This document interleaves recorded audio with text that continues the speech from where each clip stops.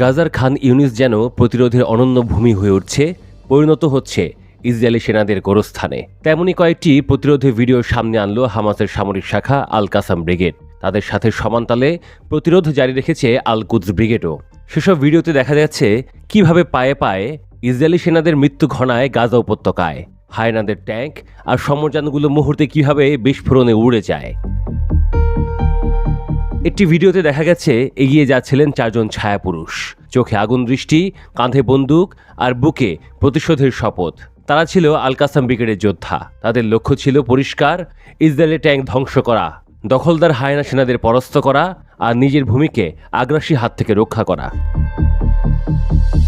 শুক্রবার বিকেল খান ইউনিসের আল মাহতা এলাকায় ধ্বংসপ্রাপ্ত এক স্কুলের পাশ দিয়ে এগিয়ে আসছিল একটি ইসরায়েলি মার্কাভা ট্যাঙ্ক। ঠিক তার পেছনে আরেকটি ট্যাঙ্ক আর আরেকটি সাঁজোয়া যান।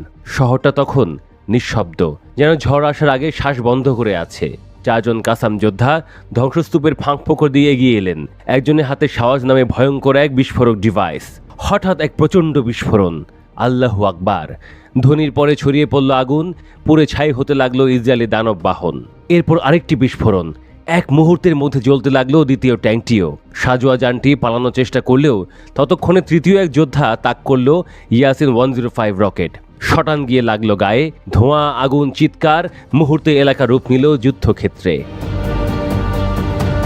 ইসরায়েলি সেনারা বুঝে ওঠার আগেই আরও ভয়াবহ এক ঘটনা ঘটে যায়। আল কাসাম যোদ্ধারা আশপাশে ধ্বংসপ্রাপ্ত বাড়ির ছাদ থেকে হামলা শুরু করে দেয় তাদের উদ্ধারকারী ইউনিটের ওপর। সংঘর্ষের ফলে এক ইসরায়েলি সেনা তার ট্যাঙ্কের পাশেই পড়ে থাকে রক্তাক্ত অবস্থায়। ইসরায়েলি সেনাবাহিনী সে রাতে জানায় দক্ষিণ গাজা ও উত্তরে 2 সেনার মৃত্যু হয়েছে, আহত 4 জন, যার একজন ছিলেন এক কোম্পানি কমান্ডার, গুরুতর অবস্থায়। বৃহস্পতিবার রাতে আল কুদস ব্রিগেডের যোদ্ধারা গোপনে ফাঁদ পেতে রাখে আলবিয়া স্ট্রিট এলাকায়। 3টি সাঁজোয়া যান ধ্বংস করা হয় টার্গেট করে। এই হামলায় ব্যবহৃত হয় ভূগর্ভস্থ বিস্ফোরক, ড্রোন নিয়ন্ত্রণ ব্যবস্থা এবং হালকা অস্ত্র। আল জাজিরা পরে সম্প্রচার করে আরও এক ভয়ানক দৃশ্য। আল হুদা স্কোয়ারে ইসরায়েলি একটি কনভয়কে লক্ষ্য করে অতর্কিত হামলা চালায় আল কুদস ব্রিগেড। হামলায় ব্যবহার করা হয় রিমোট কন্ট্রোল বিস্ফোরক আর নিজস্ব ড্রোন প্রযুক্তি। একটি ড্রোন হাইজ্যাক করে নিয়ে যায় যোদ্ধারা। ইসরায়েলি সেনাবাহিনী নিশ্চিত করে তারা অন্তত 2টি ড্রোন হারিয়েছে খান ইউনিসের পূর্বাঞ্চলে। ইসরায়েলি দৈনিক ইয়েদিওথ আহরোনাত জানায়, গত জুন ছিল সবচেয়ে রক্তাক্ত মাস। 20 জন সেনা নিহত হয়েছে 1 মাসে। যুদ্ধ শুরু হওয়ার পর এই সংখ্যা সর্বোচ্চ। গত অক্টোবর থেকে শুরু হওয়া স্থল অভিযানে মৃত ইসরায়েলি সেনার সংখ্যা 440 ছাড়িয়েছে, আহত 6000-এরও বেশি, যার মধ্যে প্রায় 3000 সেনা আহত হয়েছেন গাজা ভূখণ্ডেই। শনিবার সকালে দক্ষিণ গাজার দিক থেকে 2টি রকেট ছোড়া হয় কিসুফিম অঞ্চলের দিকে। আকাশ জুড়ে বেজে ওঠে সাইরেন।